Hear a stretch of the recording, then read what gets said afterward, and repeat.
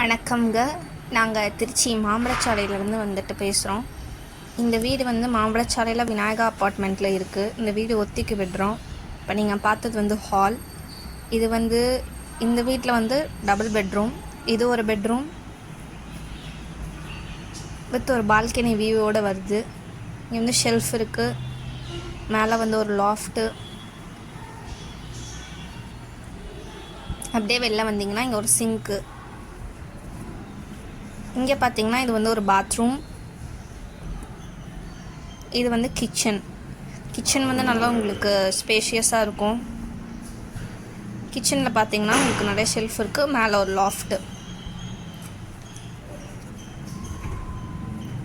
அப்படியே எங்கள் சைடில் வந்து பார்த்தீங்கன்னா ஒரு பால்கனி இருக்குது.